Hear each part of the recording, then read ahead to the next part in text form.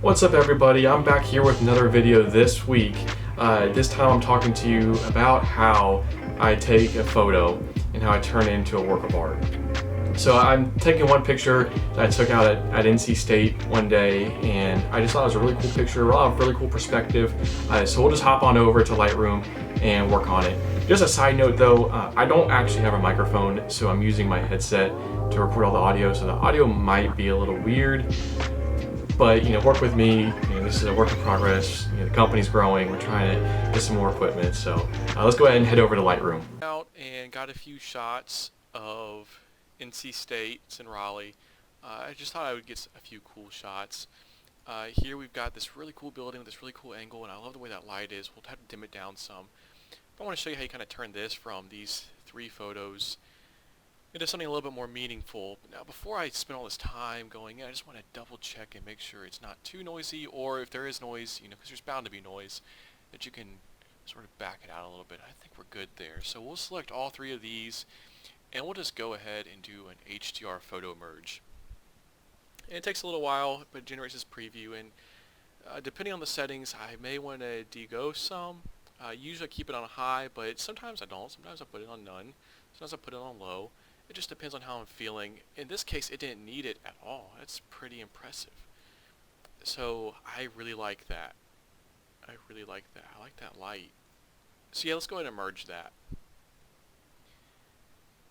And sometimes, Lightroom takes a while to do its thing, but it's all part of the process. It's all part of the process. And boom, we just combined three images into this one, and we really get this awesome exposure. But I don't like that. Let's see if we can turn down. Oh, perfect. It doesn't really change the image that much. Oh, that's awesome. Okay. So, with this really cool sort of starting point, you see a little bit of chromatic abbreviation there, so we'll go ahead and remove that and clean it up a little bit, and we'll correct the profile a little bit. I don't like that, but we'll fix that in post-processing. So, now that we removed chromatic aberration, and we corrected the profile lens. I used a wide angle lens on this. Let's go ahead and just do auto to correct the upright. Yeah, see, I really like that too, because you get this really wonky shape over here, and now when we switch to auto, it sort of fixes it. And then you have this flare right here, and we'll get rid of that in Photoshop later on. So yeah, I really like this. So I'm looking at this picture, I'm trying to decide, what do I want to do? Do I want to keep it colored? Do I want to make it black and white? And I think it'll be really cool in black and white. So I have all these presets. These come with Lightroom. Not a huge fan of these. I got these actually from Serge Ramilly. I love his presets. These are great presets. And, it's a great starting point, right? Presets are great because it gives you a solid starting point, and it gives you a bunch of different ways to look at an image. In this case, I've seen these, and I think my favorite is probably one of these two. Let's just double check and make sure there's no other good ones. Ooh, I like those. I like that one. Or is it? Yeah, I like this one. So awesome. We have this great starting point. The picture already looks pretty cool. Let's just go ahead and do a few things to sort of liven it up. And the first thing I want to do is try to reduce just a little bit of this noise. We have some weird things going on with the leaves, but I think that'll be fine. Yeah, we've reduced some of the noise. Let's turn sharpening up, and then let's mask it. About 50. There we go. That's awesome. Our highlights are all the way down, our shadows are all the way up. Let's keep our, because I really, what this means is that, if you were to print this out, that would just be blank paper. I mean, it's totally washed out. You have also washed out area too. I'd like to keep that as little as possible. You have a few spots here or there. That's not that big of a deal. But we definitely don't want that completely washed out. And then what if we turn our blacks? Ooh, see, that gets a little too dark. But we could do a little bit of black. And then let's see, throw in a little bit of magenta. Ooh, that magenta actually looks really cool. Yeah, that makes it pop. Yeah, we'll do that. So I really want to focus this whole image towards this building and this light. I really like how this building almost points to this light. And so I want to start setting up my image to kind of point to that. So I'll add a gradient filter there. Keep it, you don't want it totally flat because then it looks, really fake. But let's go ahead and turn it if the computer will let me turn it. Boom, there we go. And let's just make this a little bit darker. Let's add a little bit of contrast, and we can, since we contrast, we can bring that up a little bit. Let's add some texture to it. Oh, perfect. Look at that. Wow. And then, when you add clarity, when you add, and when you dehaze some, you start getting some more noise. In fact, let me zoom in a little bit, and I will show you what I'm talking about. So if we dehaze, ooh, it gets really dark. If we add a bunch of clarity, let's bring the dehaze a little bit. You start seeing a little bit of noise, and of course that's actually a pretty good picture, so you're not going to see a whole lot of noise there anyways. But the image just starts getting really dark, so.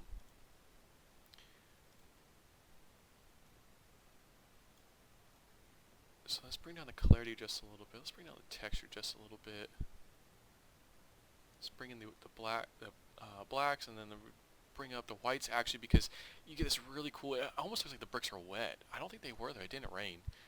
So okay, awesome. So we have this really cool sort of dark path that's getting illuminated by this light over here, and then these trees. Like I said, I like these trees, but I don't want people really looking at them that much because they do look a little weird.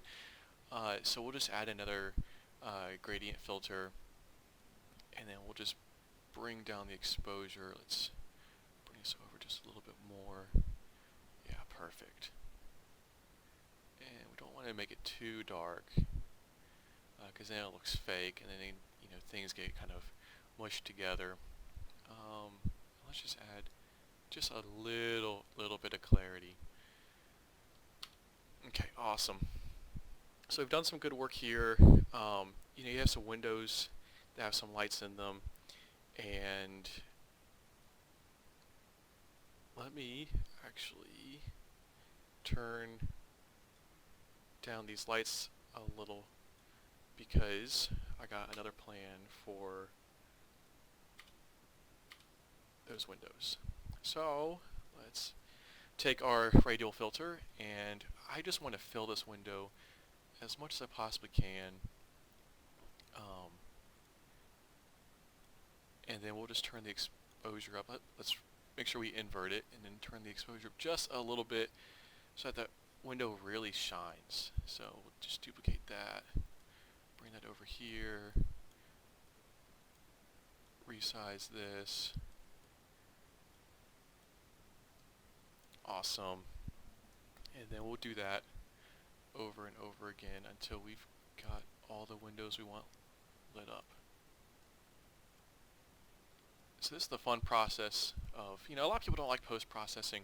A lot of photographers don't like post-processing, but I think if you do it the right way, it can actually be pretty fun. I enjoy this because, at this point you've taken the shot, you did your best with taking the shot, and now you're really just creating art. I think that is the cool part about fine art photography, is that you're actually creating art.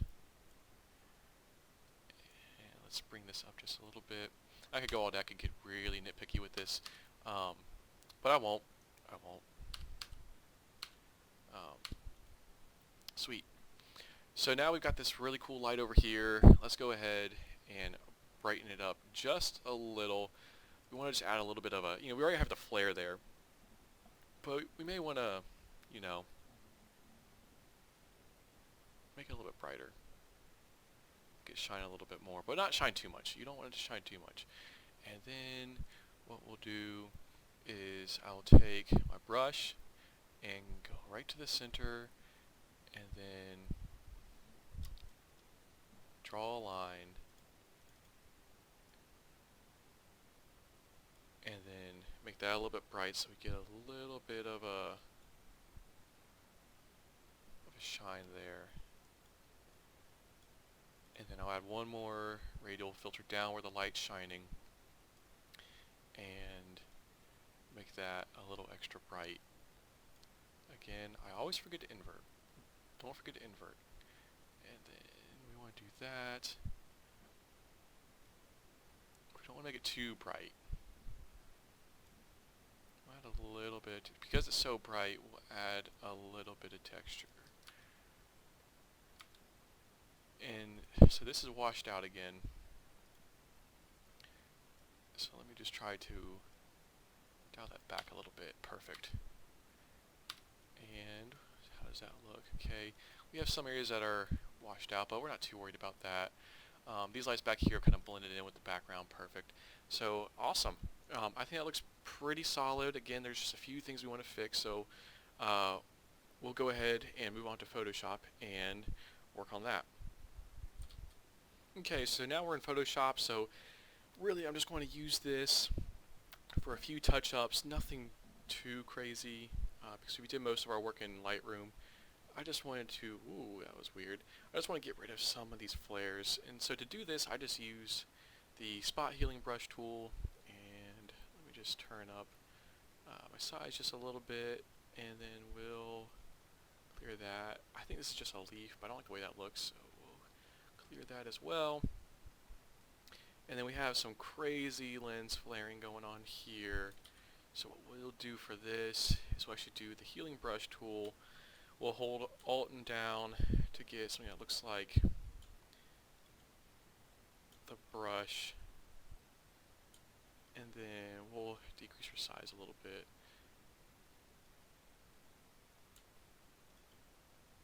And then we'll just sort of place these in there. And what I like to do then is take the spot healing brush and blend that all together. I really don't like the way that is. So that's okay, because that's part of the process. You see how it kind of blurs it like that? Not a huge fan. Let's do proximity match and see if that gives us any changes. It does a little bit, but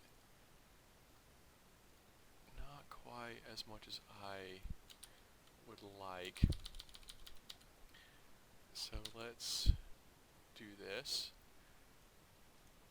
Let's see if we can pull it in from this side. This might work a little bit better.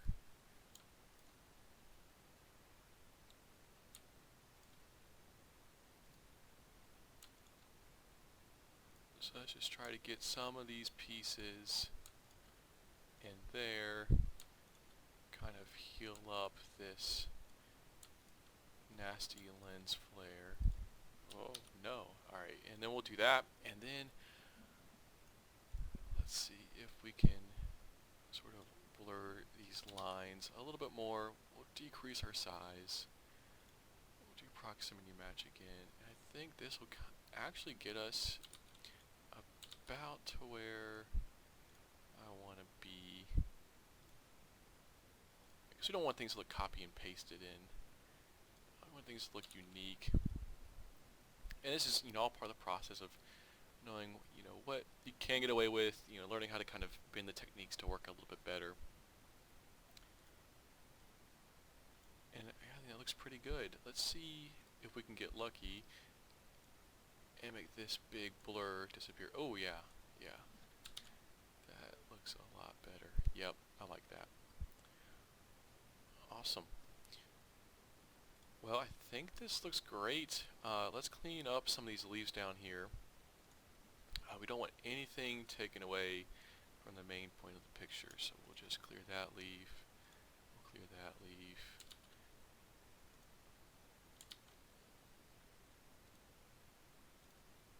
We'll clear that leaf. I don't know what that is, but we'll clear it. I think all of that looks pretty good. There's a few dots back here that I just want to go ahead and clear up while we're at it. And you could really spend all night clearing these. Just clear them up to the point where you're happy with it. It doesn't have to be perfect. just something nice. And then we have this thing that I think is part of the building. In fact, it looks like it's like part of like the fire system or something. And we'll just replace that as well. And we'll just move these bricks right there. Ooh, I don't like that. So we'll just dial the size back a little bit. And then let's dial back just a little bit more. And then try to line these bricks up as best as we can.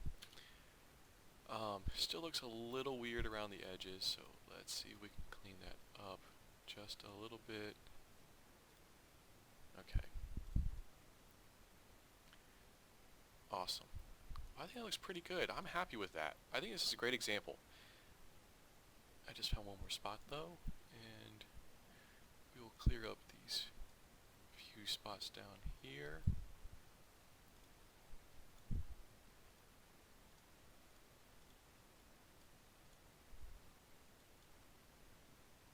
But yeah, I think this is great. I'm really happy with this.